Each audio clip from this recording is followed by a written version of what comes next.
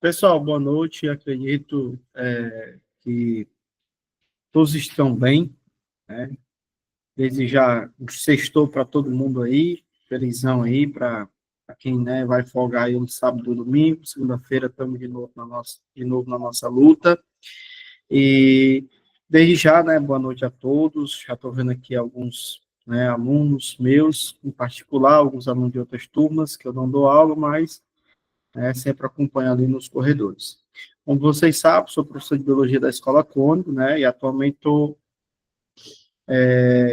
aqui no Projeto Benção, colaborando, né, com os conteúdos de Biologia.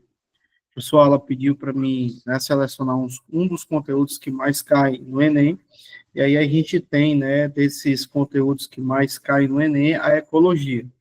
Eu quero aqui trazer, de certa forma, conceitos que nós chamamos dentro da biologia termos científicos, que de certa forma, grande parte de vocês já conhece, mas espero que a perspectiva que eu trago aqui possa colaborar ali com o que você já sabe ou não, ou até mesmo ampliar, né, um pouco o conhecimento com relação à disciplina. E antes de mais nada, eu queria começar com a frase, né, que diz assim: aqueles que gostam e cuidam de animais, árvores, plantas e flores, e também das pessoas, são mais humanos. Né? Quem disse isso foi Jean Charles, e ele traz essa perspectiva voltada, né, à questão da ecologia, e espero que vocês, né, assim como nós, né, venhamos buscar essa ideia de cuidar, né, não somente das pessoas. Eu sempre tenho dito isso, principalmente em algumas salas, que muitas vezes a gente tem uma visão muito distorcida com relação à nossa natureza. Primeiro, a gente chama ela de meio ambiente, né? Coisa que, para mim, não faz sentido pelo fato de que a natureza ela nunca é meio, né? Ela sempre é um todo. E nós fazemos parte disso. O homem, apesar de ser um dos grandes causadores da destruição da nossa natureza, ele também é, né, um grande responsável pela conservação. Se não, a espécie que mais precisa da conservação da natureza. Lógico que nós estamos aqui querendo proporcionar, mas ao mesmo tempo, quero que vocês entendam a importância, né, grande que a gente tem de conservar o nosso planeta. O dia de ontem, para quem não sabe, foi o dia da biodiversidade, né, o dia internacional que nós comemoramos a biodiversidade do nosso planeta, que é riquíssimo, né, tanto em espécies de animais como espécies de plantas. E aí, para a gente começar, eu queria só trazer aqui uns textos mais complexos, mas já já a gente vai diminuindo essa parte de texto, que é sobre a introdução da ecologia. A ecologia nada mais é do que o estudo da casa, né? É o estudo onde nós moramos. É um campo da biologia que estuda as interações entre os seres vivos com os ambientes e os impactos resultantes dessas interações, sejam eles impactos positivos ou muitas vezes impactos negativos. Além disso, a ecologia compreende o entendimento de toda a natureza e como esta afeta os seres vivos nelas inseridos. O campo busca compreender compreender os mecanismos necessários à sobrevivência dos organismos, mas também a manutenção do meio ambiente como um todo, analisando as relações estabelecidas entre os componentes de um ecossistema. Aí vocês vão ver lá na frente, né, que nós temos dois tipos de componente. Componente esse que nós chamamos de abiótico e biótico. Apesar de assuntos do cunho ambiental e ecológico terem sido modelo de estudo de filósofos e pesquisadores na era clássica, e aí a gente fala um pouco sobre Aristóteles, ele é considerado recente com relação ao termo. E aí nós temos um grande pesquisador, se não o pai da ecologia, Ernest Haeckel, né, que utilizou e caracterizou, que é um dos termos que até hoje é trabalhado, lógico que existe outro, já mais moderno, mas Haeckel, né, o Ernest, ele é um dos que fala muito sobre isso. Ele diz o seguinte: por ecologia, nós queremos dizer que o corpo do conhecimento refere-se à economia da natureza, a investigação das relações total dos animais, tanto com seu ambiente orgânico, quanto com seu ambiente inorgânico, incluindo, acima de tudo, suas relações amigáveis e não amigáveis com aqueles animais e plantas com os quais vêm diretamente ou indiretamente ao entrar em contato. numa palavra, ecologia é o estudo de todas as interrelações complexas denominada por Darwin como a condição da luta pela existência, uma frase, um texto que ele usou em 1866. Mas aí é só um pouco sobre a história. E dentro disso, né, para a gente iniciar, eu quero abordar com vocês, dentro desse campo, né, da ecologia, eu quero que vocês entendam um pouco sobre a interação entre os seres vivos e como essa interação vai auxiliar, né, as espécies, tanto elas de planta como de animais, analisar também os diferentes seres existentes em um determinado ambiente e compreender, em especial, as relações que nós chamamos de interespecífica ou intraespecífica de espécies. Para começar, eu quero começar com vocês sobre nível de organização. Se vocês analisarem bem, a nossa vida, seja ela profissional, seja ela na escola, em casa, existe uma organização. Nós chamamos, né, dentro da sociologia, essa organização de sociedade, né? Assim como a sociedade ela se organiza, a natureza ela tem por si só sua organização. Lógico, ela não vai seguir aqui o esquema, muitas vezes, de patrão funcionário, de líder para liderário, de professor para aluno, ou muitas vezes de dirigente para pessoas que são dirigidas. Não. Aqui, na realidade, há uma conexão muito profunda entre uma espécie e outra. E aí eu quero deixar uma pergunta aqui que eu sempre falo quando eu vou ensinar biologia. E se a humanidade ela sumisse da Terra? Se nós, os humanos, realmente fôssemos extintos, nós afetaríamos a vida na Terra? Com certeza. Mas eu lhe pergunto, o planeta melhoraria ou pioraria com relação a isso? Eu deixo essa pergunta e espero vocês aí respondendo nos comentários, daqui a pouco a gente vê. Bom, dentro dessa organização, a gente vai ter alguns níveis, certo? Que a gente vai trabalhar a cada ponto. Começando o primeiro nível, eu quero falar sobre o nível, né, que a gente trata de maneira individual, que é o organismo. O organismo nada mais é do que a unidade fundamental da ecologia, sendo considerado, né, o sistema, no sistema ecológico elementar. Cada ser vivo analisado de forma individual, e aí nós temos aqui como exemplo uma espécie do nosso bioma pantanal, a qual é a onça-pintada. A onça-pintada, quando nós tratamos ela aqui, nós chamamos ela de organismo. E por que aqui é um organismo? Se você olhar para essa imagem, você não está vendo aqui apenas um ser vivo. Você pode perceber que ao fundo existem várias plantas, que também são seres vivos. Já falei isso aqui em aulas passadas. Ela está num galho, provavelmente o galho de uma árvore que já caiu, que provavelmente tenha outros seres vivos ali, né, naquele meio, como fungos, bactérias e outros mais. Lógico que não estão a olhos, né, a olho visível. Mas quando nós olhamos para essa imagem, nós vamos perceber a individualidade dentro da organização do planeta, de maneira individual, a uma espécie. E aí eu quero que vocês entendam o seguinte: quando a ciência, e aí quero que vocês se detenham a isso, quando a ciência vai tratar uma espécie específica, nós não chamamos ela de espécie, e sim espécime, certo? Então, neste caso aqui, vamos supor, né, o nome dessa onça é Escrepilda, por exemplo, né? A espécime Escrepilda, que é essa onça pitada, ela está passando por uma série de doenças tal, está passando por uma situação tal, e foi examinada, percebeu que já ela pode ter algum problema respiratório ou algo do tipo, ou cardiovascular, então ela está sendo monitorada por algum órgão. Então, quando a biologia ela vai tratar esse organismo aqui, ele o chama de espécime. Agora, quando ele vai tratar o conjunto desse organismo, nós chamamos de espécie, certo? Então, quando eu digo assim, a espécie humana nós estamos falando de todos os organismos existentes da espécie humana. Então, nós temos aqui, né, o Ryan, temos aqui o Alan, temos aqui a Ana de Lima, nós temos aqui a Cibele, nós temos aqui a Kevly, né, e tantos outros organismos da espécie humana. Mas, se eu tratasse aqui somente do Alan, né, eu estava tratando de uma espécime, certo? O segundo nível, né, dentro da ecologia que nós temos, é quando um organismo se junta com mais outros organismos da mesma espécie. E aí, veja bem, para ser uma população, nós precisamos ter uma junção de organismos da mesma espécie.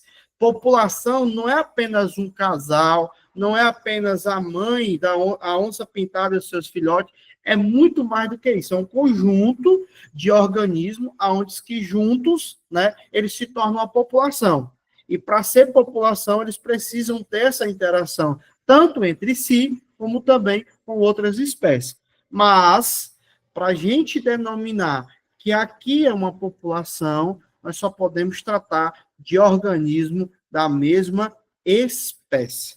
Então, é o conjunto de organismos do mesmo tipo que compartilham a mesma área. São indivíduos da mesma espécie que ocupam o mesmo lugar no ambiente, geralmente a nível de população. São estudadas as relações intra, né, e interespecíficas também dessas espécies. Um exemplo disso aqui é a população de onça-pintadas. E aí nós já saímos de organismo, vamos para a população, e aí nós temos um terceiro nível, né? Esse terceiro nível nós chamamos de comunidade. O que é a comunidade? Um exemplo, né, muito clássico que vocês têm é onde nós vivemos. Eu moro aqui no Pirangi, então eu vivo na comunidade do Pirangi. Aqui na minha comunidade existem várias espécies de Homo sapiens, né, de seres humanos. Além disso, eu tenho também espécies de plantas, pássaros, insetos, de uma maneira geral. Essa comunidade, ela vai ter inúmeras espécies que são fundamentais para que as interações elas possam agir, que venha facilitar o convívio tanto de um organismo como de outro, ou de uma população como de outro. Então, se você olhar aí, nós temos aqui nessa comunidade uma onça pintada, que provavelmente está caçando. Atrás dela nós temos plantas aquáticas, que, se você perceber aí, nós temos uma população de plantas aquáticas, até porque nós não temos somente um organismo. Ali mais atrás você está vendo uma população também de outras plantas, que são de espécies diferentes das plantas aquáticas, até porque são plantas terrestres, e você tem aí um conjunto de várias populações que juntas formam uma comunidade. E aí é o conjunto dos seres vivos, diferente ou não, que vivem no mesmo lugar e se interagem de diversas formas. Estuda-se a comunidade em um ambiente onde se deseja analisar as relações interespecíficas, que é a relação entre indivíduos e espécies diferentes. Exemplo, população de onça pintada e demais organismos que vivem em um trecho da floresta amazônica com aves, micro-organismos e plantas, tá certo? E aí a Jerusa Souza colocou o seguinte: na minha opinião, melhoraria para o meio ambiente e os animais, porque ficariam livres de poluição e extinção de vários animais. Beleza. Concordo plenamente com você, Jerusa, mas aqui eu trago uma discussão, se você quiser depois pesquisar na internet, uma história de um homem, né, da Índia que passou 30 anos da sua vida fazendo reflorestamento de uma ilha a qual ele morava. Então, esse homem, sozinho, por conta própria, conseguiu reflorestar aquela área que, ao longo do tempo, foi devastada e ela não conseguia se recuperar sozinha. Um exemplo disso, né, muito semelhante nosso aqui, é a Amazônia. A Amazônia, por si só, ela não consegue se recuperar.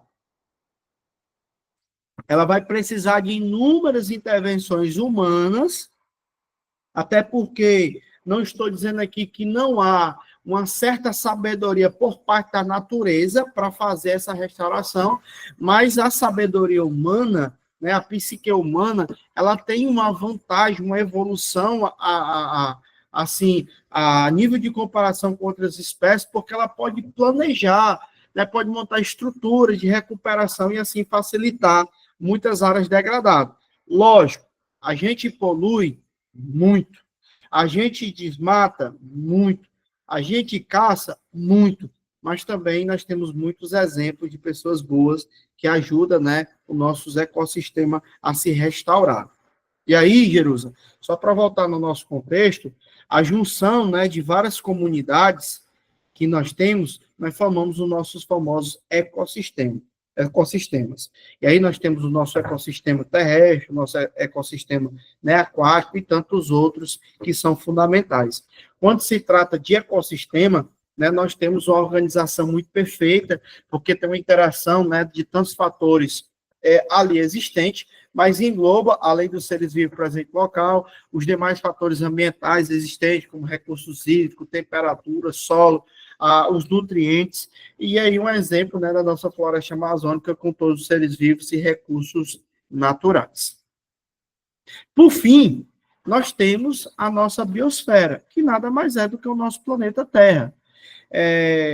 Convenhamos e venhamos, o nosso planeta ontem completou, né, comemoramos, desculpe, uma data, né, muito importante, que é o Dia Internacional da Biodiversidade, se eu não me engano foi ontem, dia 22 de maio, e aí muitos, né, órgãos que trabalham na conservação do nosso planeta fez imagens, vídeos, né, sobre a grandeza da nossa biodiversidade.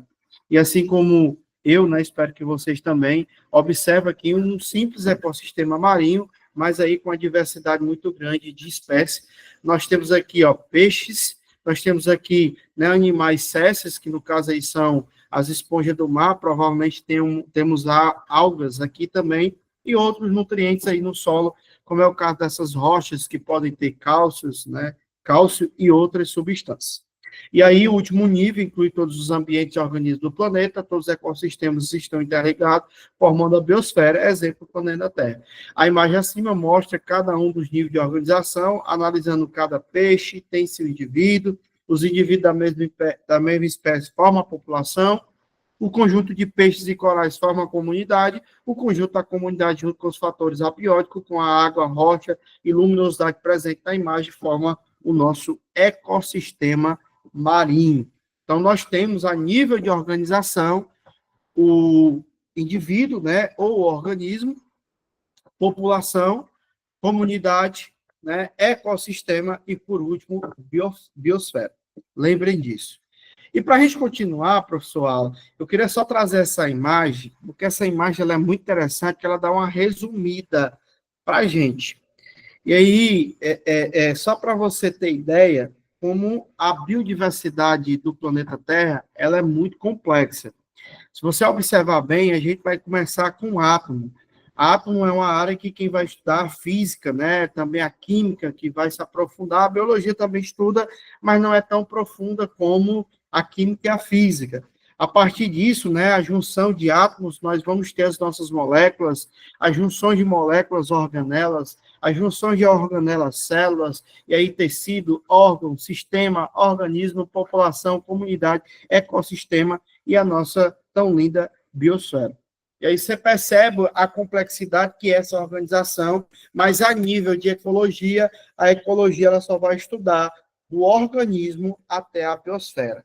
Em questão de sistema, órgão, tecido, célula e organela, quem vai estudar é a biologia propriamente dita. Aí nós temos aí, né, a anatomia, a fisiologia, que são duas áreas que estudam em conjunto essas duas estruturas, e células, organelas e moléculas, nós vamos ter aí a citologia ou a bioquímica, né, que vai fazer esse estudo mais aprofundado. E aí, né, dentro desse contexto da ecologia, nós vamos ter dois fatores que vão atuar inteiramente nesse contexto. Aí eu quero que vocês só se detenham no seguinte.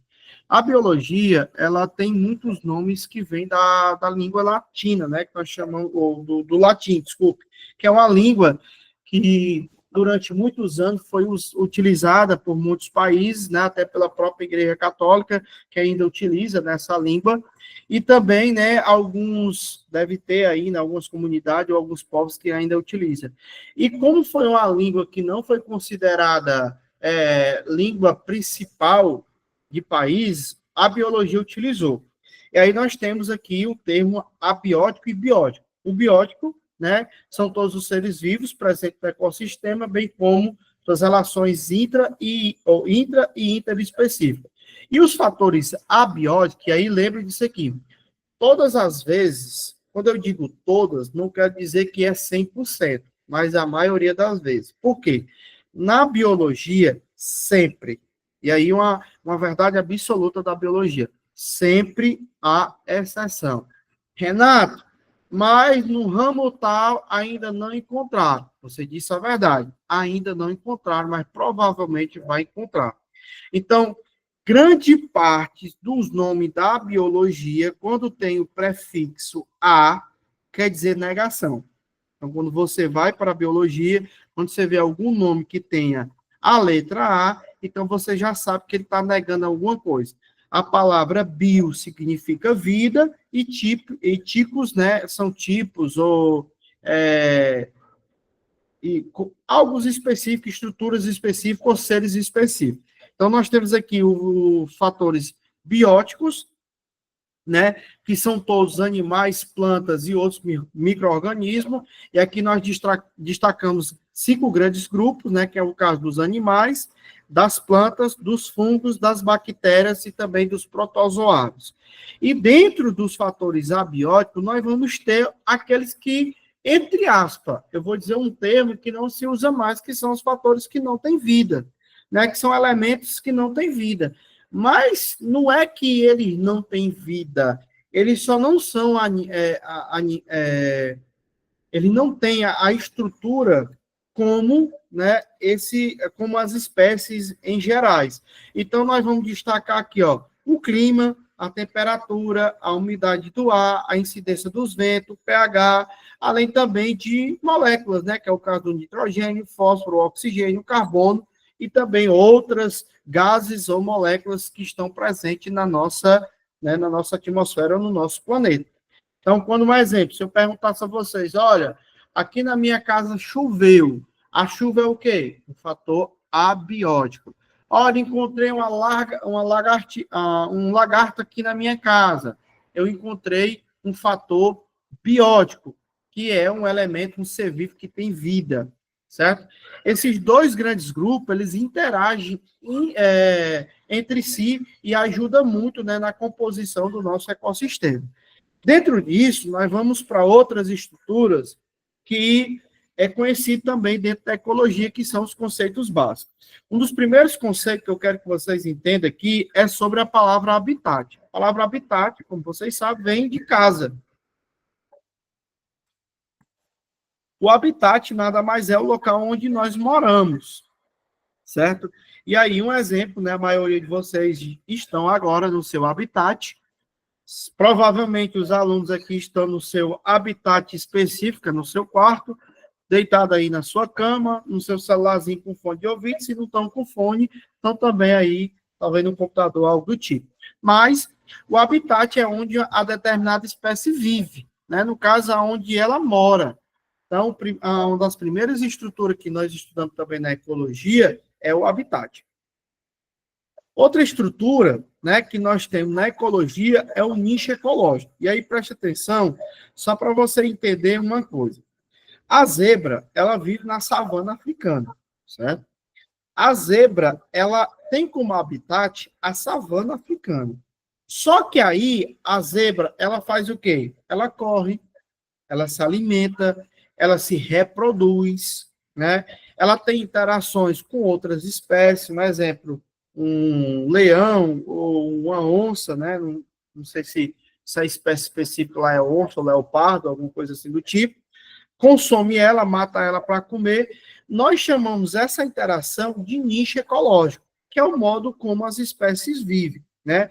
O nicho ecológico nada mais é como a espécie vive. Então, um exemplo aqui, ó. A zebra, pela manhã, ela desperta ali já ao aparecer do sol, consome ali algumas gramas, e aí corre dos seus predadores, foge, anda em bando para procurar outros ambientes que tenha comida e no final volta para sua casa. Todo todo esse processo nós chamamos de nicho ecológico, né? O nicho ecológico, ele diferencia, né, do habitat pelo fato de ele mostrar ou determinar o modo de vida como aquela espécie vive. E aí, dentro desse conceito, a gente tem um conceito chamado pirâmide ecológica.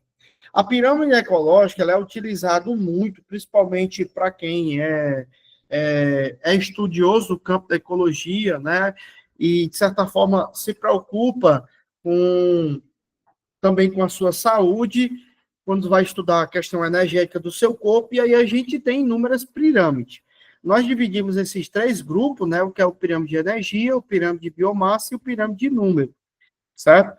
Quando a gente trata esse conceito, aqui a gente está passando de transferência de energia. É quando uma espécie, ao consumir outra, vai transferir uma quantidade de energia. Então, vou dar um exemplo para vocês. Aqui na de número, uma águia, né? Para que ela possa se alimentar, ela vai precisar, em média, né? Ou no caso aqui, duas águias, que está representando aqui, vai precisar, em média, de 5.000 serpentes. E aí eu não estou falando que é algo diário, não. Aqui é uma representação de, provavelmente, uma relação entre espécies, né, de transferência de energia. Então, essas duas águias vai precisar consumir, para se manter viva, 5.000 serpentes. Essas mesmas 5.000 serpentes, para se manter viva, vai precisar de 20.000 roedores. Esses roedores, para se manter vivo e se reproduzirem, vai precisar de 50.000 espécies, né, de gramas. E aí é interessante, quando a gente observa dessa forma, que a gente percebe que muitas das vezes a gente quer comparar números com a quantidade, né, de quilocaloria que uma espécie pode passar para outra. Então, quando você pega aqui, há uma necessidade muito, muito grande de energia na base da pirâmide. Por quê? Porque acontece de muitas vezes a pirâmide, né, a relação ecológica que acontece entre aquele grupo, passar muito pouca energia de um nível para outro. Então, você tem aqui como exemplo, ó, essa quantidade de grama passa uma quantidade até muito parecida no segundo nível. E quando vai passando para o terceiro e para o quarto, esse nível de energia vai diminuindo. Por isso que há uma necessidade tão grande de um quantitativo de espécie ainda maior. Um exemplo aqui, ó, é a pirâmide de energia. Ela vai trabalhar aqui no espaço de metro quadrado, mas um exemplo bem clássico aqui, para você ter ideia, é uma alimentação, né, baseada em 20.000 quilocalorias, que ela vai, né, ser consumido por uma segunda espécie que só vai precisar, provavelmente, de 3.000 calorias. Aí você diz assim, Renato, eu não entendi, me dá um exemplo na prática. Vou dar um exemplo para vocês. Supondo que isso aqui seja as plantas, certo? As plantas, de um modo geral, vão precisar muito, mas muito de energia para se alimentar, certo? Um exemplo disso, né, que a gente pode ver é a nossa relação com as plantas. Então, grande parte da nossa alimentação é baseada em plantas, e aí nós tratamos aqui esse segundo, né, indivíduo como ser humano, que tem uma alimentação diária de 2.400 quilocalorias a 2.800 quilocalorias. Essa alimentação vai ajudar, né, a nossa espécie para se manter viva, realizando todas as suas funções metabólicas. E aí nós temos outros exemplos aqui, né, que depois você pode ver, aqui são os três exemplos. A pirâmide ecológica é a representação gráfica que reproduz os diferentes níveis tróficos de ecossistema. As pirâmides ecológicas podem ser divididas em três tipos, né? Pode ser classificado número, biomassa e energia. E aí, nós temos, né, dentro desses conceitos ainda, um outro mais complicado, que são as relações ecológicas. E aí, só recapitulando aqui para vocês, né, nós estamos trabalhando aqui um pouco sobre termos científicos, termos esses que muitas vezes nós precisamos aprender para que a gente possa fazer as provas externas, e aí a gente já trabalhou aqui um pouco sobre o nível de organização, né? Nós trabalhamos aqui os fatores dentro dos ecossistemas, trabalhamos aqui também, né, os conceitos básicos, e aí nós estamos abordando aqui agora as relações ecológicas. Atualmente, nós não utilizamos mais esse termo relação, até porque o cientista não entende que o termo seja mais propício para esse tipo de assunto. Eles estão chamando agora de interações ecológicas. Bom, o que é que muda? Ao meu ver, nada, mas os estudiosos acreditam que relação não é igual ou semelhante à interação. Então, as interações ecológicas, elas são divididas em dois grandes grupos. Nós vamos ter a interespecífica e a intraespecífica. Para que você possa entender de forma melhor, eu sempre gosto de contextualizar dessa forma. Um exemplo bem clássico. O que é algo intra? Né? Se você lembrar algo intra, você vai lembrar de algo interno, né? De algo que acontece dentro. Então, as relações intra, né? O TRA, é uma relação que vai acontecer entre as mesmas espécies. E aí, um exemplo, né, de uma relação intra é a nossa relação com a nossa espécie, né, que nós temos duas grandes relações importantes, que é o caso da sociedade, a qual nós vivemos, é um tipo de relação, é um tipo de relação ecológica. E as relações interespecíficas são as relações que acontecem em diferentes espécies. E aí, um exemplo nosso de nós com os animais, com os cachorros, nós com as plantas e tantas outras relações. Dentro desses dois grandes grupos, nós dividimos eles em dois subgrupos, que são os tipos de relações intraespecíficas harmônicas, e desarmônicas. Harmônica, quando aquela relação ela ajuda as duas espécies, e desarmônica, quando uma das espécies são prejudicada. Já as relações harmônica e desarmônica na interespecífica, ela é muito semelhante. Só vai diferenciar porque pode acontecer nessas relações aqui, alguma das espécies não ser prejudicada, mas ao mesmo tempo também não ser beneficiada. E aí acontece muito, certo? A gente vai se aprofundar em esse tipo de relação. E aí, deixa eu ver aqui se eu coloquei aqui na frente. Não. E aí, só para você ter ideia aqui, né, em relações intraespecíficas, a gente dá um exemplo, né, de relação desarmônica que acontece entre a mesma espécie, que é o caso do canibalismo, que uma espécie consome a outra. Um exemplo disso são as nossas aranhas, né, a viúva negra, que depois de copular com o macho, ela vai lá e come o macho. E por que ela faz isso? O macho tem como obrigação, dentro da natureza deles, só reproduzir com a fêmea. Então, ele vai ser desenvolvido, ele vai crescer, ele vai se tornar um aranha adulto, para no final só se reproduzir com a fêmea. Após se reproduzir, ele não tem mais nenhum objetivo na natureza, a não ser alimentar a fêmea, e aquilo que ele formou no seu corpo vai ser utilizado agora para alimentar os seus futuros filhotes.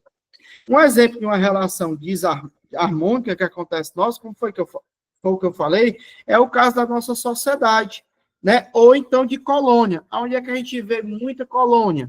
Nas abelhas. As abelhas, elas são colônia. Qual é a diferença das abelhas para nós, sociedade? É que as abelhas, apesar de serem colônias e terem hierarquia, elas trabalham para um bem comum. Elas não lutam umas contra as outras, elas não brigam querendo espaço uma das outras, não. Cada uma tem a sua determinada função, cada um executa a sua função, e no final elas querem, né, proteger o seu ambiente.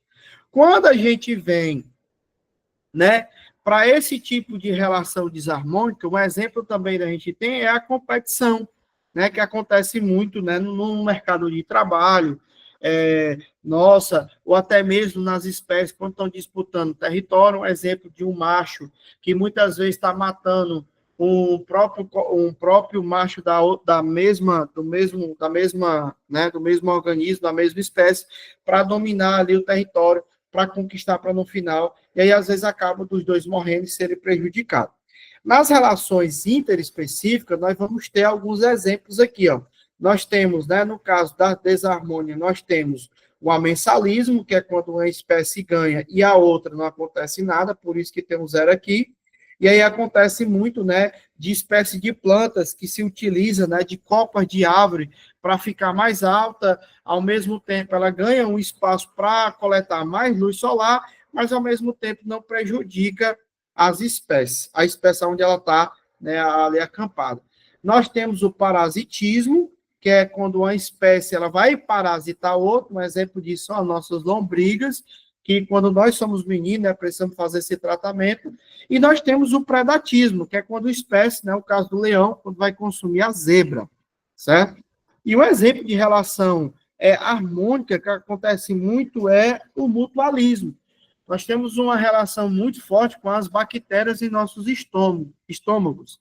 Elas, né, fazem uma ajuda muito grande no processo digestivo e aí nos ajuda a digerir alimentos. Outros tipos de relações é a protocooperação e o comercialismo. E aí, para a gente não se tardar muito, eu queria, né, para finalizar com vocês aqui, outros conceitos da biologia, que é a cadeia alimentar. Na cadeia alimentar, nós vamos ter uma sequência linear. Para quem não sabe o que é uma sequência linear, é quando você segue uma reta contínua. Então, você tem aqui, ó, na cadeia alimentar, né, a primeira espécie, que sempre vai ser um produtor, algum organismo que vai ser autotrófico, que produz o seu próprio alimento. Na segunda linha, né, na segunda etapa, nós vamos ter sempre o consumidor primário, que vai ser um consumidor heterotrófico, né? Ele não vai conseguir produzir o seu próprio alimento e por isso ele vai consumir o produtor. Depois dele, nós vamos ter o consumidor secundário e o consumidor terciário, né? Nos conceitos de ecologia, a gente sempre vai ver que pode existir também um quinto, né? No caso, um quinto nível.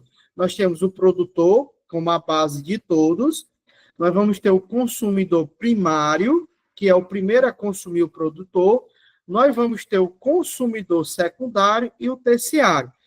Se aqui eu tivesse uma serpente que consumisse aqui a coruja, ela seria um consumidor quaternário.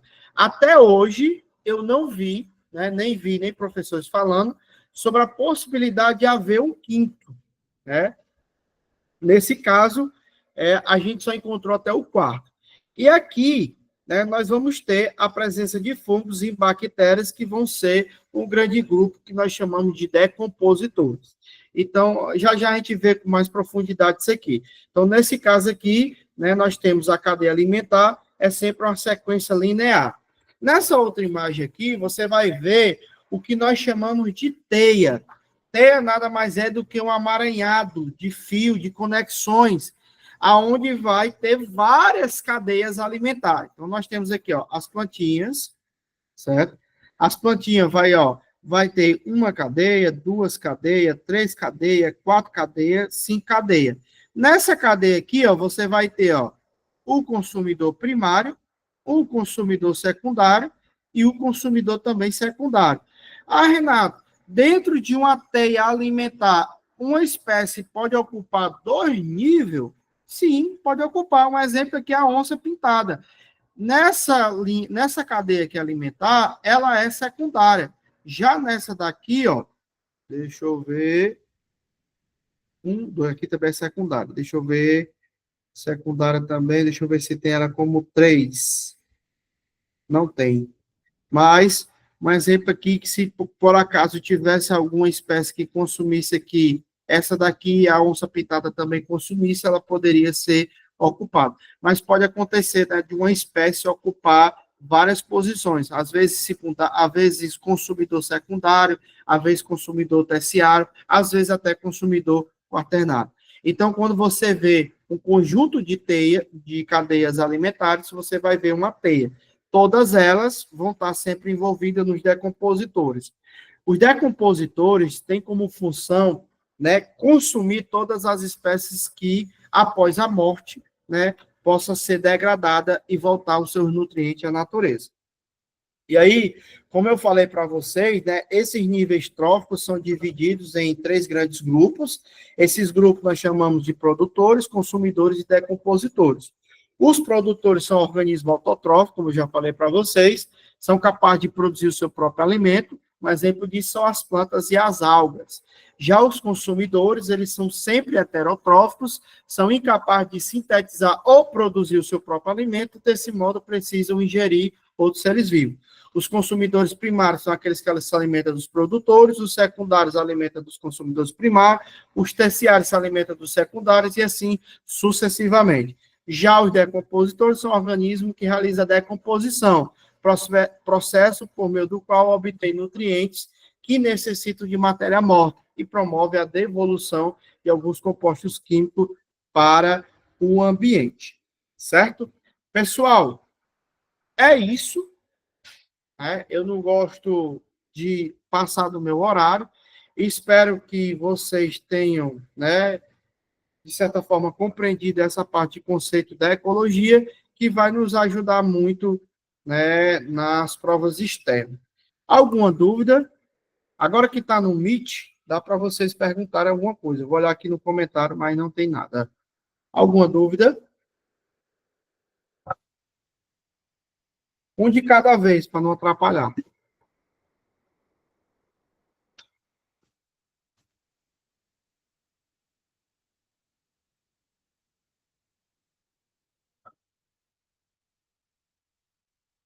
Pelo visto, não tem dúvida.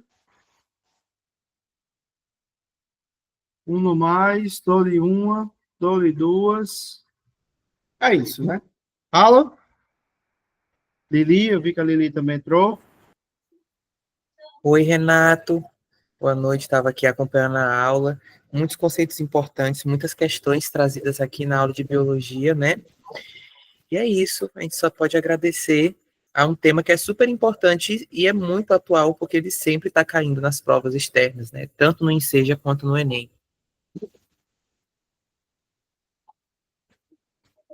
Nenhuma pergunta, meu povo?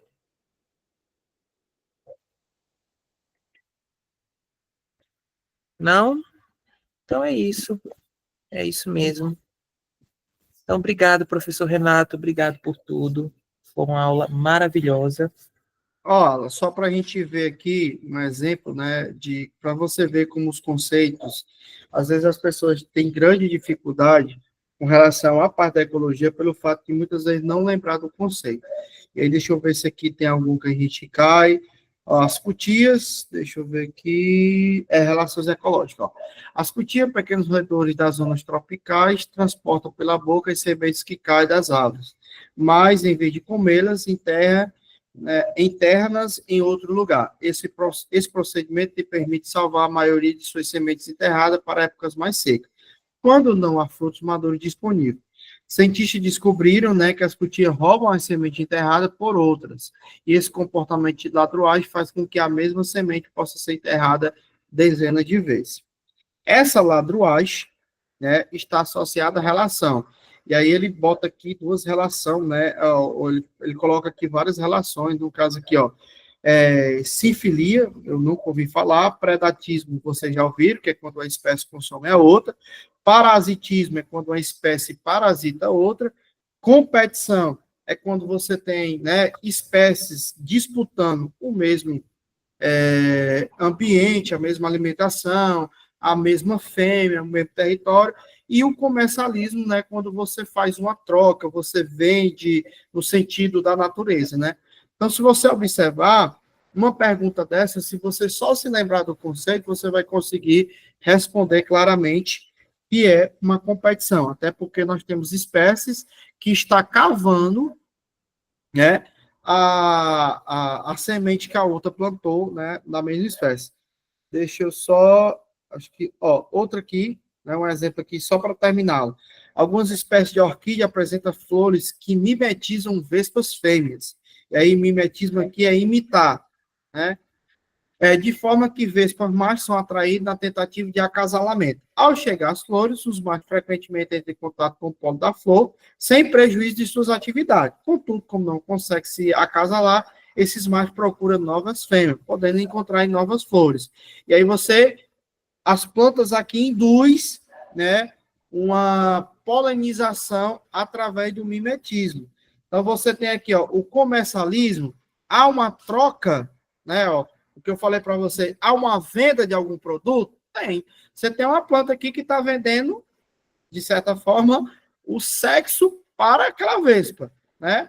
É um mensalismo? É uma relação mutualista? E quando você olha a resposta, né, ó, a letra A é o que a gente falou. Então, para você ver como esse simples conceito pode ajudar vocês no Enem. Valeu, pessoal! Pronto, Renato, obrigado. Agora sim eu posso agradecer. Obrigado pela aula, deu tudo certo. Para vocês verem, gente, como a aplicação de conceitos é super importante no momento dessas provas externas, né? Então a gente agradece muito, viu, professor? Boa noite. E agora a gente vai curtir a nossa sexta com uma aula de química, né? Hoje a gente vai dar continuidade ao conteúdo que a gente acompanhou no ciclo passado, né? Onde a gente teve meio que uma introdução aos conceitos básicos de química, e hoje a gente vai dar seguimento com isso com a professora Solange. Professora, a senhora está por aqui? Nos mande um sinal, igual aquelas mesas de passe, nos mande um sinal. Boa noite, o sinal já foi enviado. Pronto. Bem-vinda, professora. Agora o momento é seu. Nada. Espero que todos estejam bem, gente, que tenham passado aí esses meses todos aprendendo e sabendo que a aprendizagem é isso, é igual formiguinha no inverno. Se pegar um pouquinho de cada vez e ali reunir, porque chegará o momento que a gente vai precisar desenterrar aí, como essa cutia aí que o professor falou, né? E colocar para fora aquilo que a gente acumulou ao longo do tempo, não é isso? Eu vou tentar aqui, colocar aqui o slide aqui para vocês, para a gente poder começar a nossa aula sobre os modelos atômicos.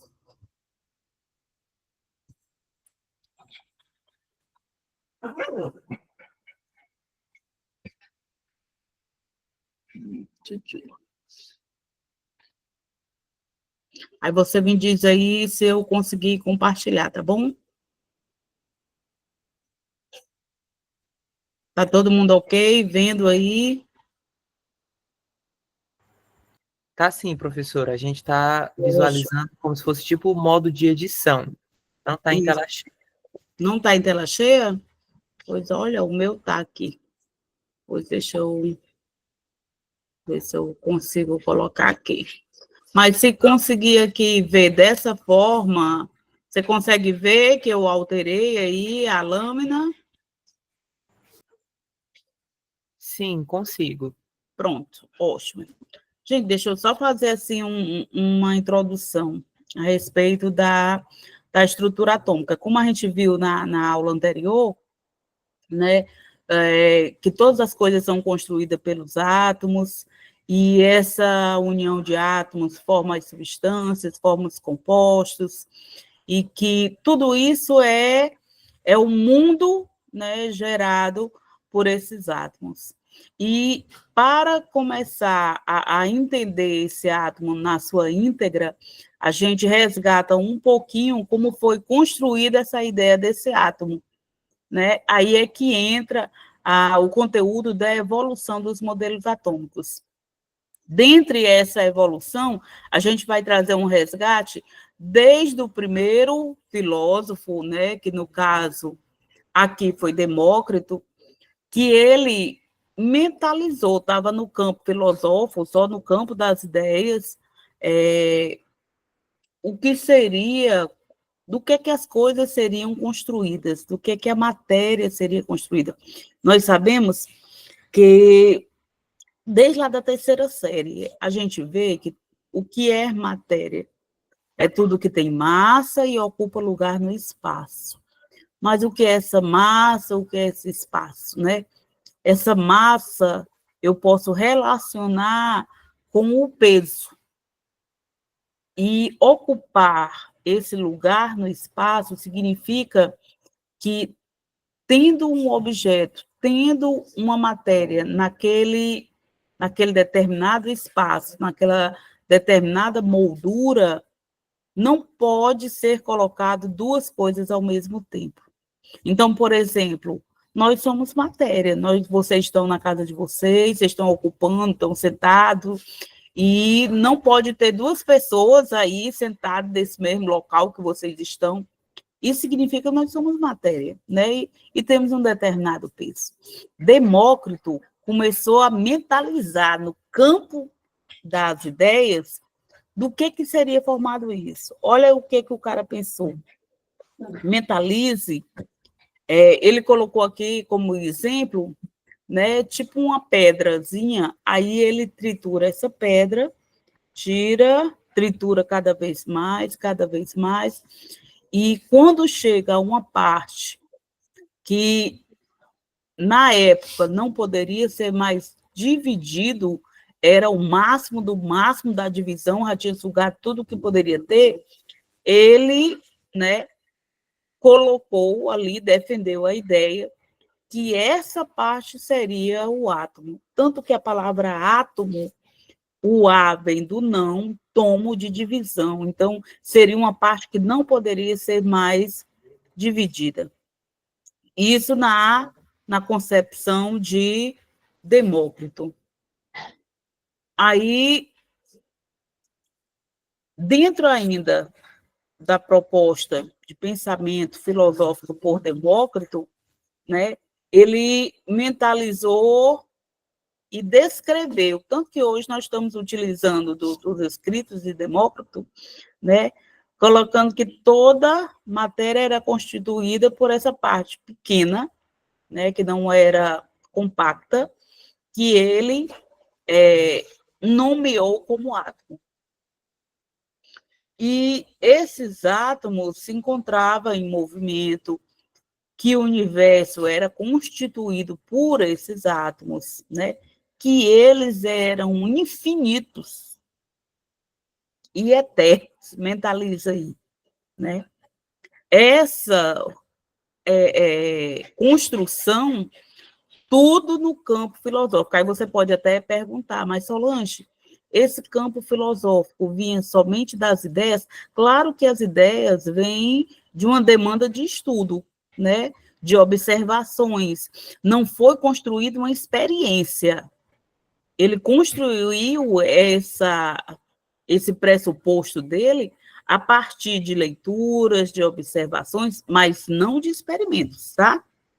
Nós ainda estamos na fase do campo das ideias, só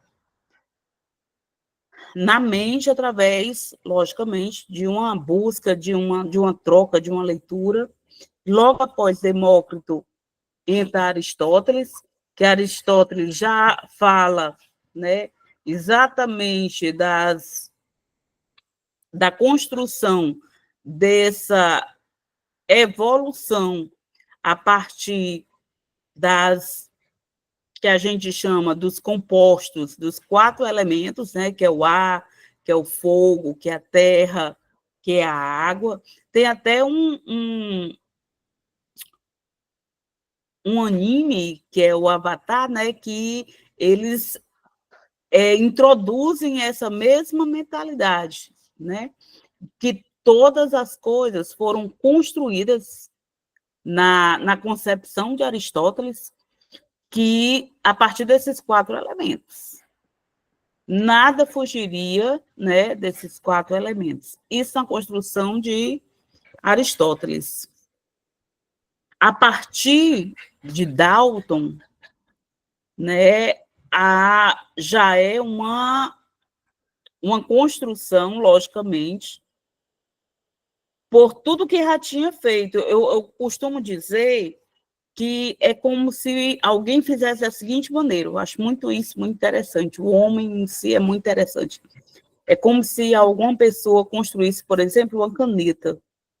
Aí alguém dissesse assim, poxa vida, tudo de bom.com. Ótimo, maravilhoso. Só que essa caneta precisa de uma tampa. Aí alguém vem depois, coloca uma tampa na caneta. Aí outro diz, tudo de bom.com. Agora, além de uma tampa, era tão bom que tivesse um fio que colocasse, empendurasse alguma coisa para a gente não perder. E se assim se faz uma construção. Quando Dalton entra nessa concepção da construção dos modelos atômicos, a ideia dele, né, traz muito do Demócrito, traz, logicamente, observações de Aristóteles, e Dalton ressalta da seguinte maneira: ele dá forma, o diferencial de Dalton agora é a forma, ele vai dizer exatamente, na perspectiva dele, como seria esse modelo atômico. Dessa maneira, ele vai dizer, ora, o átomo agora, para ele, tem um formato de uma bola de bilhar. Então, quando eu falo de átomo, já fica mais fácil da gente mentalizar como seria, porque agora ele dá um referencial. Ele diz, tá vendo aquelas bolinhas de jogar bilhar? O átomo tem essa mesma estrutura. Esse átomo, quando diferenciado, quando essas bolinhas são diferenciadas, uma azul, uma verde, uma amarela, significa que os elementos seriam diferentes. Mas quando elas teriam a mesma cor, significaria que eu estaria falando do mesmo átomo. E, logicamente, né, ele, a partir disso, ainda teve outras concepções. Ele também fala que esse átomo é indivisível e ele é maciço, ele não é oco. Essa bolinha não é oca, ela é compacta, ela tem algo dentro. Isso no pressuposto de Dalton, né? E que fala que ela continua sendo indivisível. E, mais ainda, indestrutível. Então, percebam que há a continuidade da ideia filosófica de Demócrito, né? Após Dalton, aí a gente entra no contexto de Thomson. Agora, ele vai falar dessa partícula, né, desse átomo, incluindo agora uma subpartícula, que ele consegue descobrir a partir de experimentos. Agora, ele, a partir do experimento, através do tubos catódicos, gente, o que seriam esses tubos catódicos? Percebam que aqui é como se fosse tipo uma lâmpadazinha, só que aqui eles injetavam gás, tinha uns eletrodos, uns fios, e aqui ele percebia que quando ele injetava esse gás, o que é que se percebiam? Algumas luminárias, alguns feixes.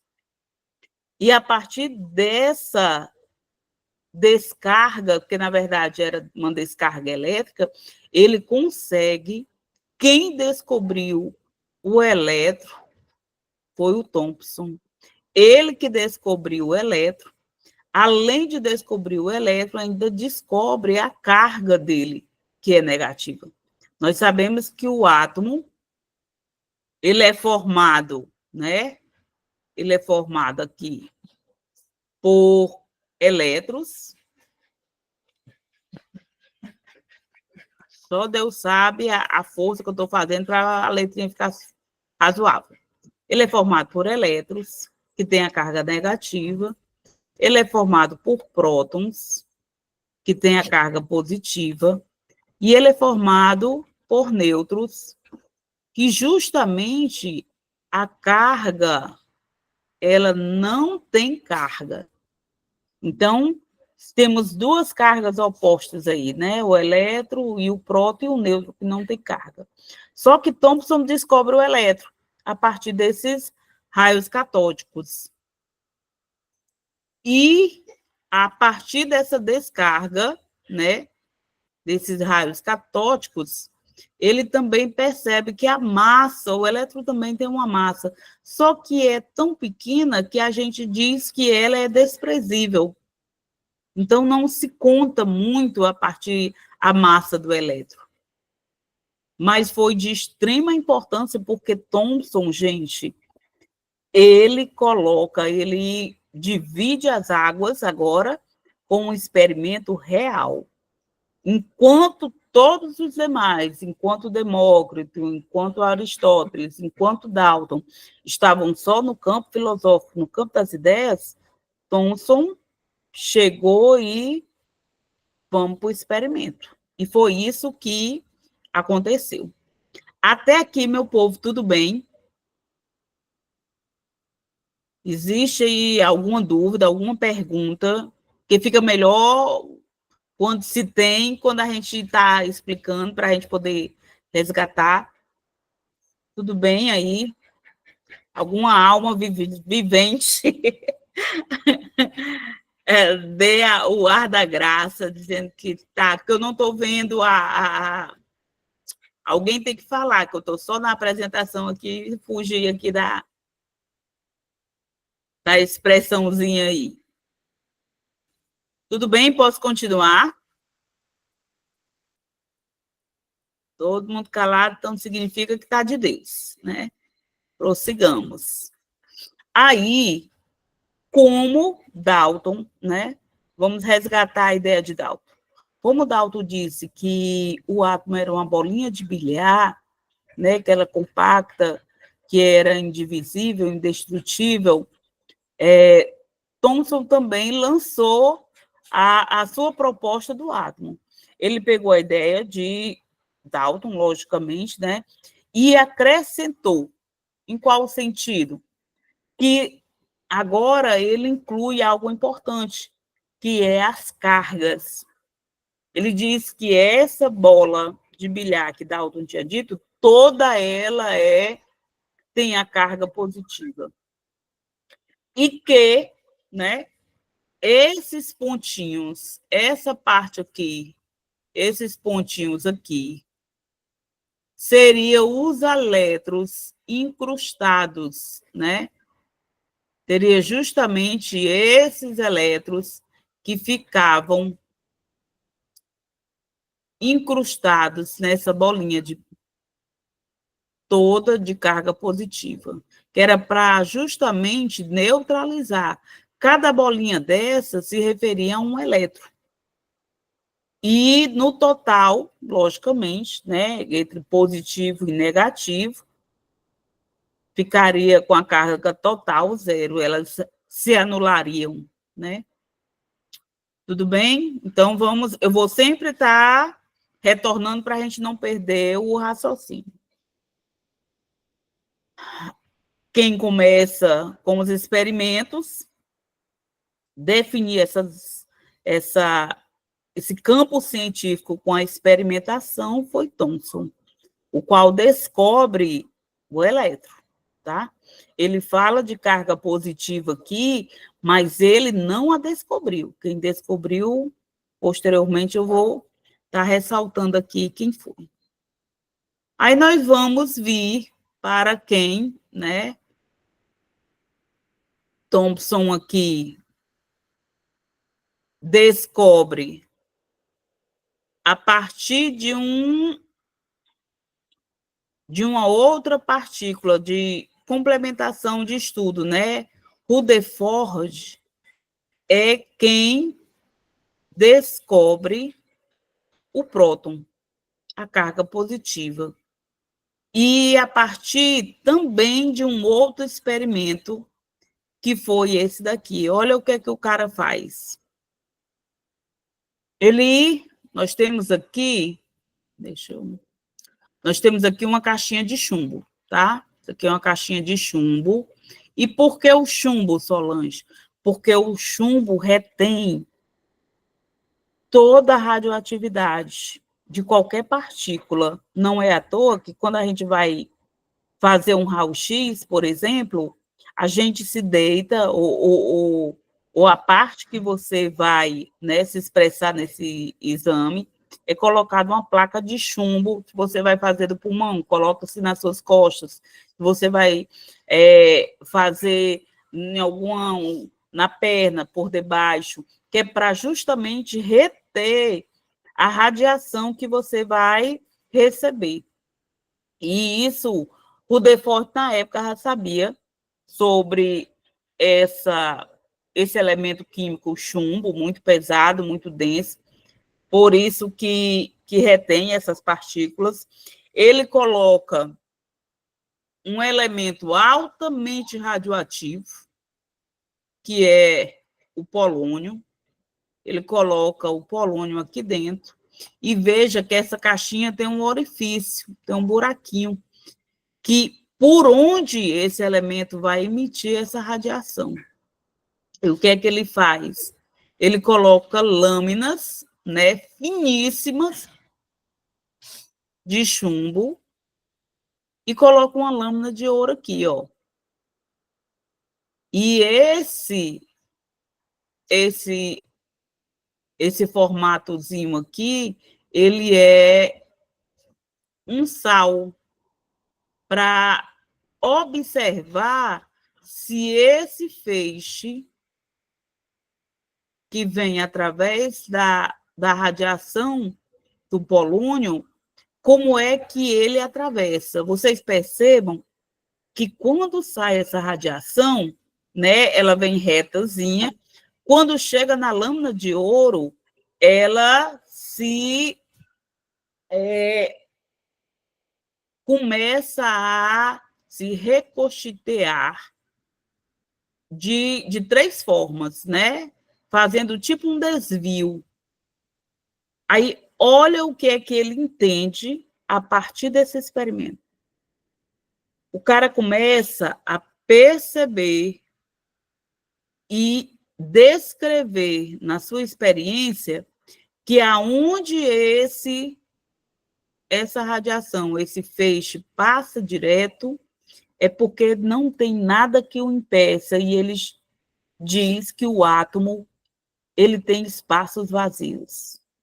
Mas aonde esse feixe bate e desvia, é porque ali existe algo que ele vai chamar de núcleo do átomo, que impede que esse feixe continue.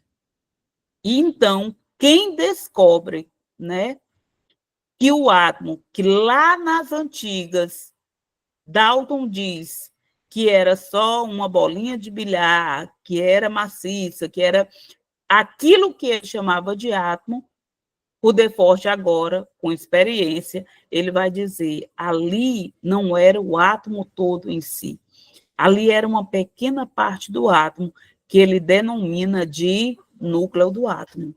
E pela descoberta da partícula próton, ele agora, né, pode defender que o átomo ele é formado. Agora nós já sabemos que nós temos o núcleo do átomo, esse núcleozinho do átomo, onde tem aqui, dentro dele, cargas positivas. Aí entra um outro estudioso chamado Sandwich, eu batizo o homo como sanduíche, fica mais fácil de dizer, que justamente trata da partícula neutra, que não tem carga nenhuma. Então, eu posso dizer que todo núcleo, olha, se eu tenho um núcleo que tem carga positiva e carga neutra, eu posso dizer que todo esse núcleo é positivo, tá? Então, na verdade, o núcleo do átomo, ele é todo positivo. E que entra logo depois da descoberta, ele define da seguinte maneira. Ele diz que o núcleo é pequeno, que era o que Dalton dizia que era todo o núcleo, né? Que ele é formado por carga positiva, e que os elétrons que Thomson descobriu estavam ao redor, né, justamente desse núcleo, onde o modelo de Rutherford ficou conhecido como o modelo planetário. E eu esqueci de dizer para vocês que o modelo de Thomson ficou conhecido como o modelo de pudim de passas. Acho que o cara estava com fome. E colocou aqui que era o modelo de passas, mentalizando aí um bolinho com várias passas em cima. Rutherford batiza, né, esse modelo como modelo planetário, porque se subentende que o núcleo seria o Sol e os planetas ao redor, e que, como eu falei para vocês, a descoberta do nêutron, que também, né, faz parte do núcleo desse átomo, que essa descoberta, gente, faz com que diminua. Qual o sentido dos nêutrons estarem no núcleo do átomo? Ele diminui justamente essa repulsão dos prótons, né, positivo com positivo. O que é que ele faz? Ele faz um isolamento. O nêutron, ele isola as duas cargas, duas, entre aspas, né? Várias cargas positivas juntas, porque nós sabemos que cargas iguais se repelem, cargas contrárias, elas se atraem. Então, diante disso, nós temos aqui, né, a seguinte construção. Vou resgatar tudo de novo. Vai ficando chato, mas acaba tendo que fixar bem, para a gente ver essa construção. Vamos lá. Demócrito vem nas ideias, poxa vida, essa matéria deve ser construída de alguma coisa, nada se constrói do nada, então vou destruir, vou chegar ao ponto, e se aparece a palavra átomo, né? Se tem a nomenclatura átomo. Aí vem Aristóteles, diz tudodebom.com, o cara é tudo de bom. Só que eu creio que os 4 elementos é que faz juntamente, né, essa união dessa matéria, que seria a água, o ar, o fogo e a terra. O cara já deu entrada aí para se construir aí o anime do Avatar. Logo após, entra Dalton na jogada e dá forma a esse átomo. Agora ele é uma esfera, ele é maciço, ele é indestrutível, ele é indivisível, dá forma, a gente já consegue mentalizar. Aí depois entra Thomson, que usa do modelo de Dalton. Poxa vida, é essa bolinha mesmo. Só que essa bolinha agora, ele acrescenta as cargas. Essa bolinha não é mais sem cargas. As cargas adentram a partir de Thomson. Que ele diz, agora essa bolinha ela é toda positiva, e que tem uns pedaços incrustados negativo, né, que foi justamente a partícula que ele descobre, que foi o elétron. Então, tudo de bom. E ele fez isso a partir também, né, iniciou com a experimentação do tubo catódico. Beleza. Thomson, maravilhoso. Entra Rutherford na jogada, descobre a carga positiva, que é o próton, e Sandwich, né, ele consegue descobrir a carga neutra, que são os nêutrons, descobre o objetivo desse nêutron, que é justamente impedir que as cargas positivas dentro do núcleo se repelem de tal maneira que possa destruir o próprio núcleo. E, por fim, entra Bohr, que lança a ideia, né, complementa a ideia de Rutherford a partir das camadas quantizadas. O que é que ele vai dizer? Qual será a contribuição de Bohr? Ele vai dizer, o núcleo, cargas positivas e neutras, os elétrons ao redor, tudo de bom. Só que isso, né, traz um quantitativo de emissão de energia. E essa energia, porque nós sabemos que os elétrons eles estão em constante movimento. E tudo que tem movimento tem energia. Aí o que é que ele fez? Ele começa a quantizar por camadas o quantitativo de elétrons que poderiam ter ali em torno do átomo. Ele vai dizer, o átomo tem o núcleo, e esse núcleo, a primeira camada que vai subsidiar esses elétrons, consegue apenas suportar 2 elétrons. Numa segunda camada, ele vai suportar um quantitativo de elétrons maior, que são 8 elétrons. Numa terceira camada, um pouco mais, 18 elétrons, e assim sucessivamente. Hoje, nós temos, né,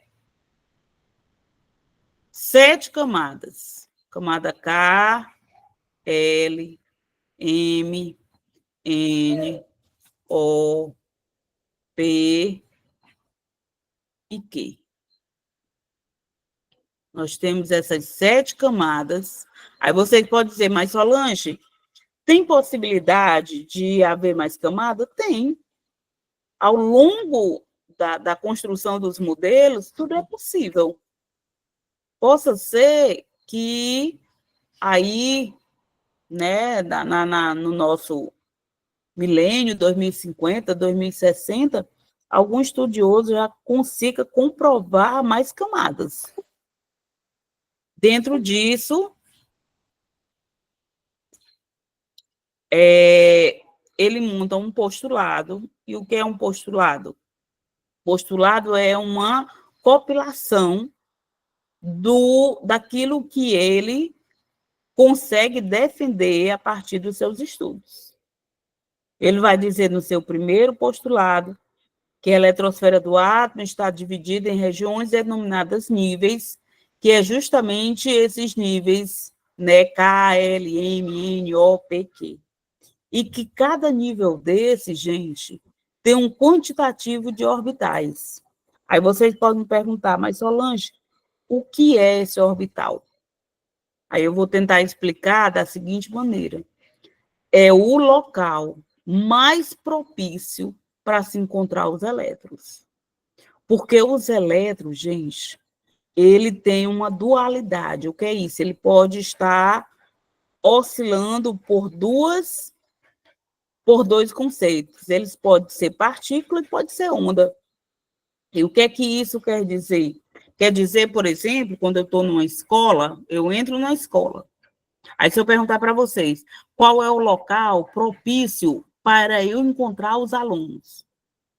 Aí todo mundo vai dizer, na sala de aula. Então, a sala de aula seria o orbital dos alunos. Agora, aonde é que esses alunos estariam dentro dessa sala? Aí você pode dizer, ele pode estar perto da porta, ele pode estar no fundo da sala, ele pode estar mais de lado, da esquerda, ele pode estar mais de lado da direita. Então, o local exato é que vai fazer com que a gente diga que o elétron pode se comportar tanto como uma partícula como uma onda. Então, eu não sei exatamente onde ele está. E por que eu não sei onde é que ele está? porque ele está direto em movimento. Então, fica difícil eu dizer, está exatamente aqui, tá? Então, isso ficou comprovado no postulado de Bohr, que justamente ele ressalta já no seu segundo postulado que tem como a gente deslumbrar, visualizar esse movimento de um nível para o outro, de uma camada para o outro. Ele diz o seguinte: quando um elétron é excitado, seja por temperatura, seja por atrito, seja por qualquer outra forma de incluir energia nesse elétron, ele salta de uma camada para outra. Só que ele não permanece lá.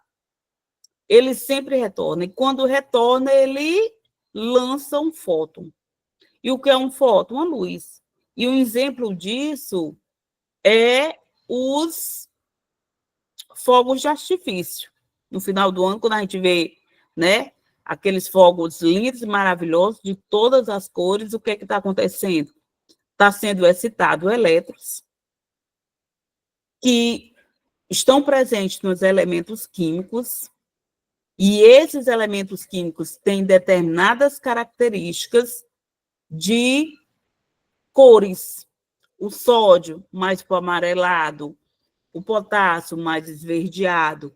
Então, o que é que isso significa? Significa que quando eu excitar esse elétron, o que é que vai acontecer? Ele vai saltar de camada, de nível, mas quando ele retornar, ele vai lançar aquela cor. Então, a gente vê isso quando os fogos começam a sair as coresinhas, nós sabemos que os elétrons estão retornando para o seu nível original. Ok? E isso tudo foi a partir dos estudos de Bohr.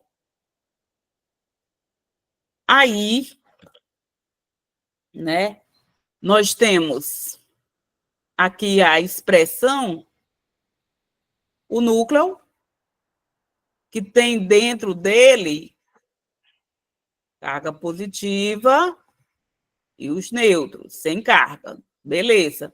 Ao redor aqui está as camadas. E olha os elétrons aqui em movimento. Então, quando ele salta de uma camada para outra e retorna, o fóton é lançado quando ele retorna, tá? Quando ele retorna é que ele lança essa luz. Que, né, temos espectros de luz que vai dizer exatamente o tamanho dessa onda, a visibilidade da cor, né?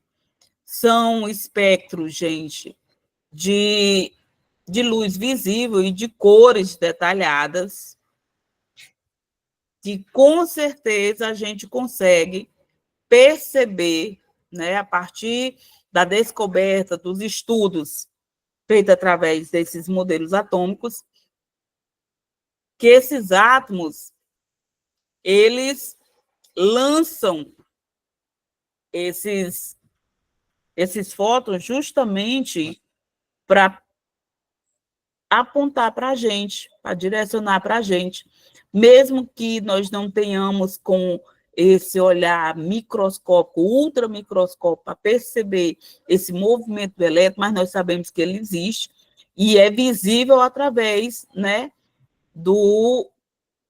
dessa iluminação que a gente vê, ok? Então, nós concluímos aí o conteúdo dos modelos atômicos, vou só recapitular para a gente partir para algumas questões, para ver se a gente compreendeu ou não, para ficar mais fixado. Vamos lá, vamos novamente, tudo na repetição. As ideias, Demócrito. Show de bola. O que é que Demócrito diz? Ele nomeia a palavra átomo. Aí vem Aristóteles, com o quê?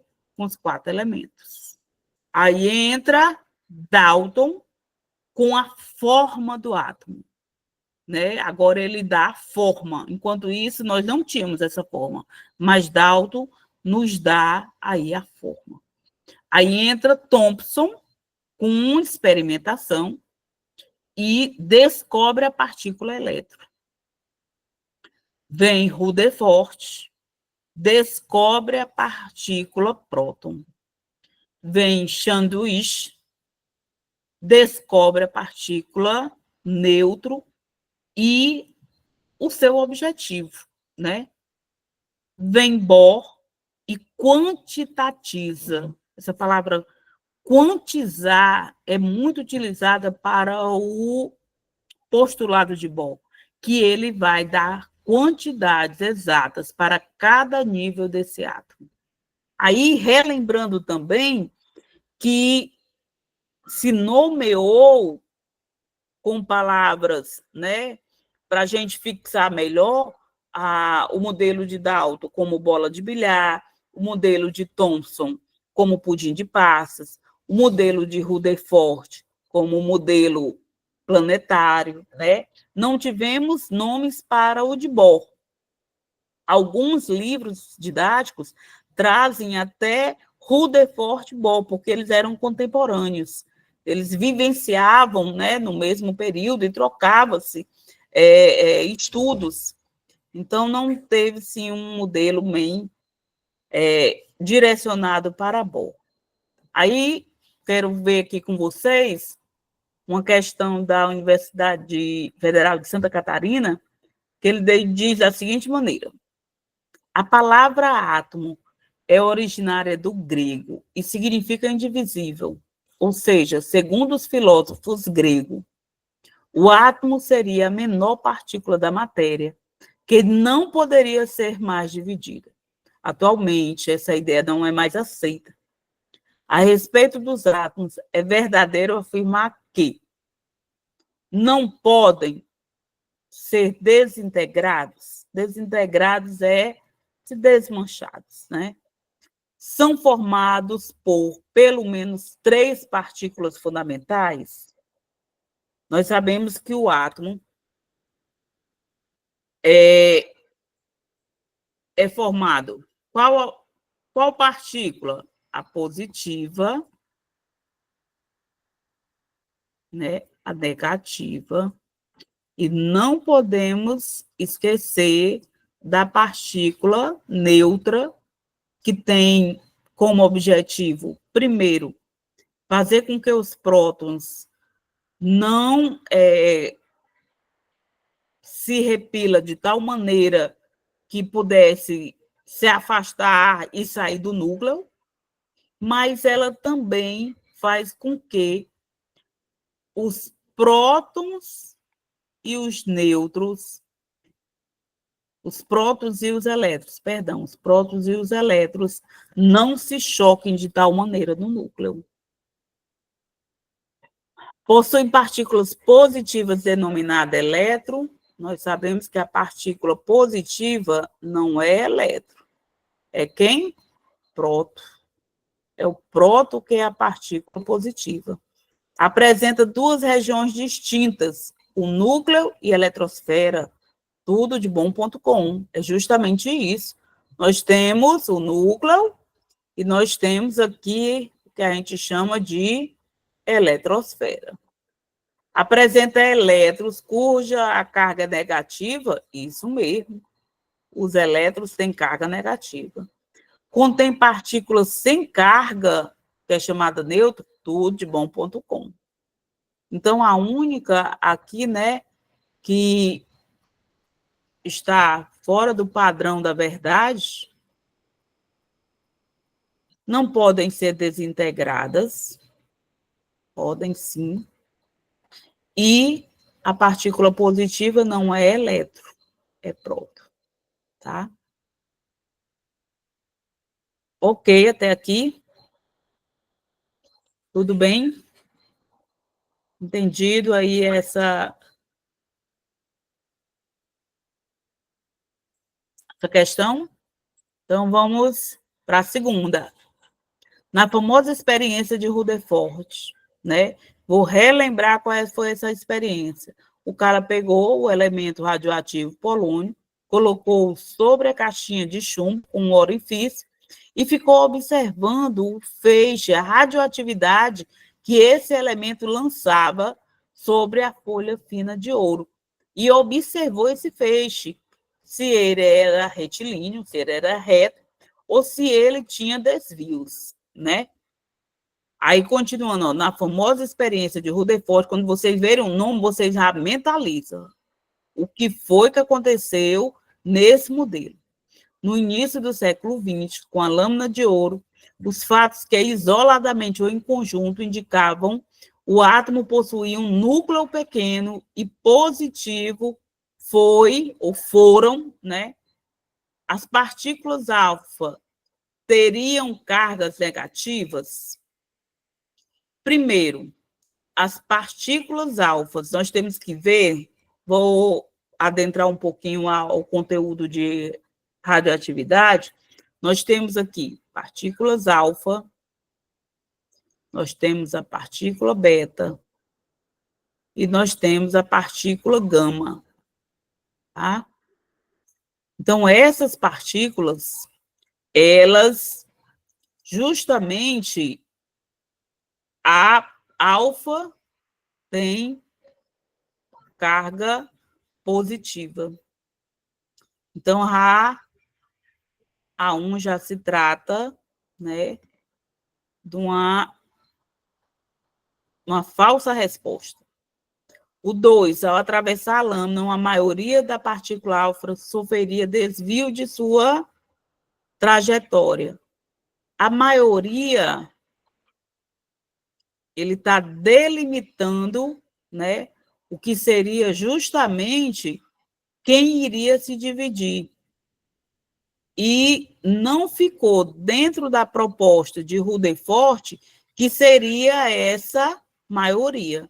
Então, é a palavra, a gente tem que detectar dentro da palavra, né, o que nos traria aqui a veracidade. Então, é por essa palavra maioria que a 2 também está falsa. Porque iria ter desvio? Iria. Mas, no pressuposto de Rutherford, não está falando que é a maioria. 4, um grande número de partículas alfas não atravessou a lâmina. Olha, outra aqui, ó, um grande número. Eu quero deixar, né, aqui essas palavras-chave, porque fazem muita diferença, viu? Essas palavras aqui, nós sabemos que algumas partículas alfas, elas não atravessam, mas não em grande número, né? Não dá para se determinar. É isso que deixa a gente perceber uma inverdade, né? Aí, deixa eu pegar aqui. Um pequeno número de partículas alfa atravessando a lâmina sofreria desvio.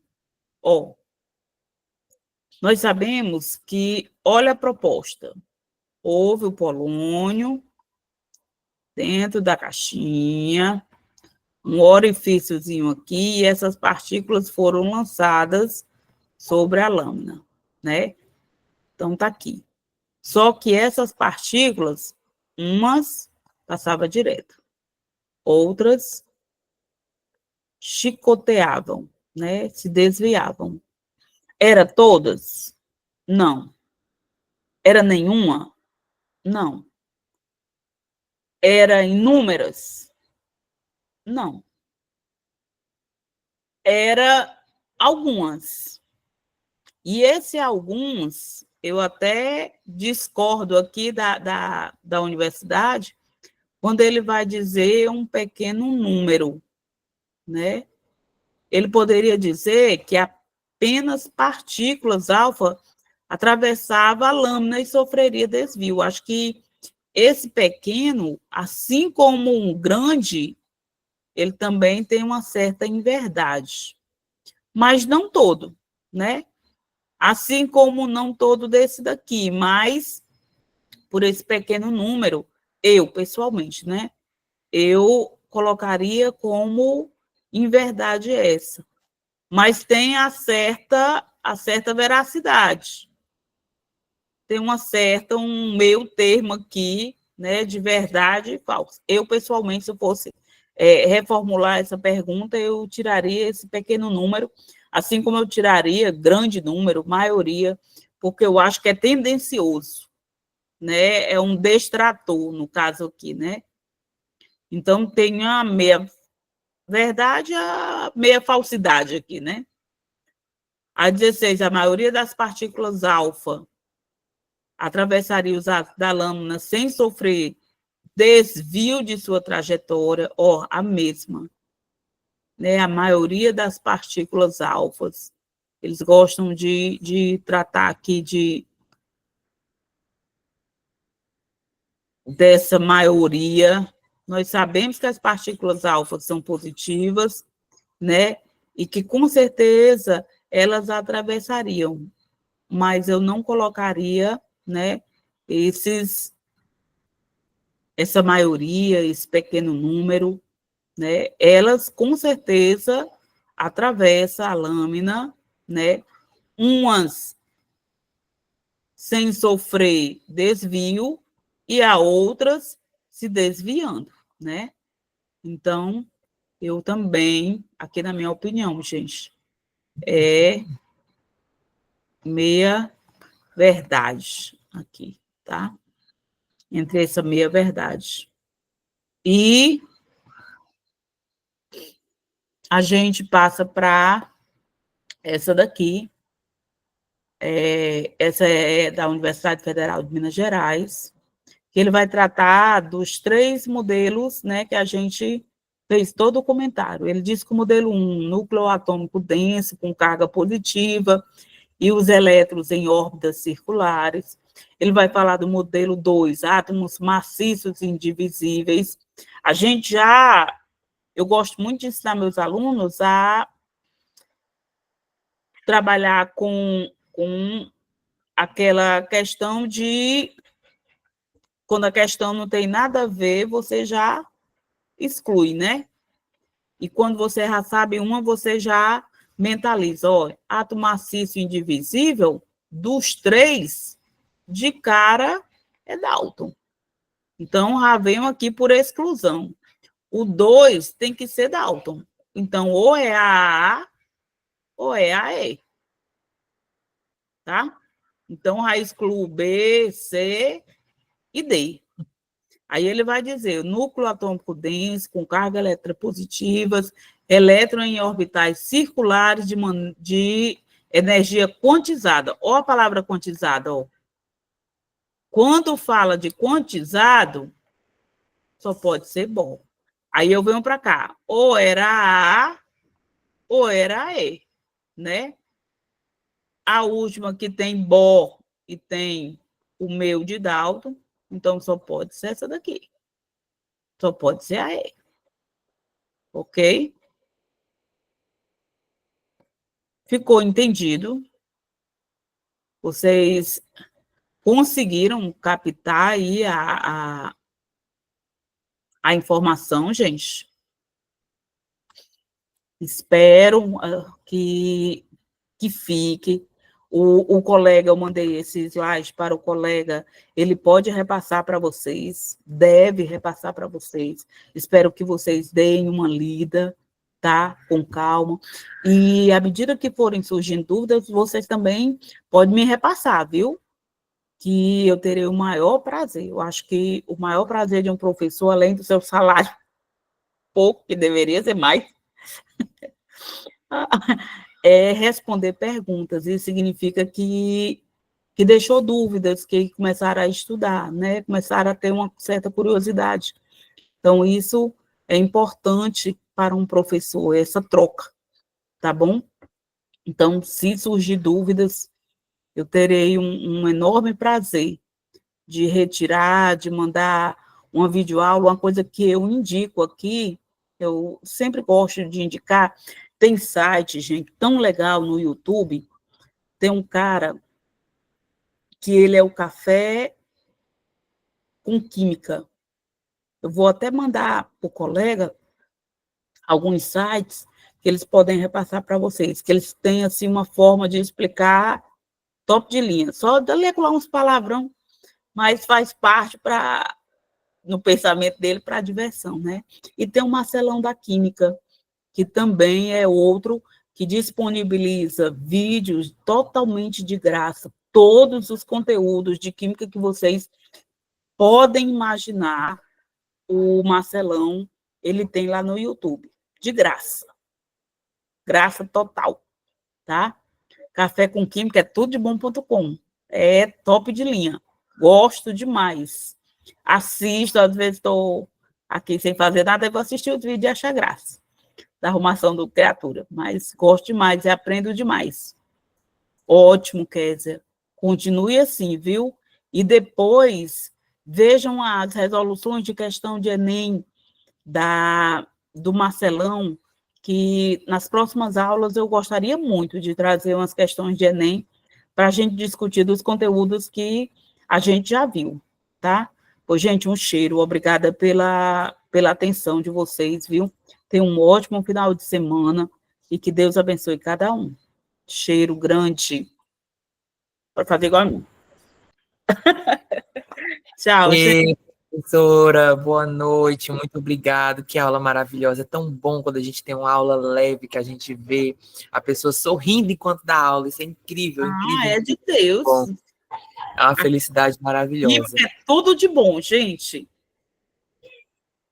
A gente também agradece demais, professora. Boa noite, viu? Boa Grande noite, um beijo. cheiro em cada um, no sovaco. Se tiver limpo. Cheiro, tchau, gente.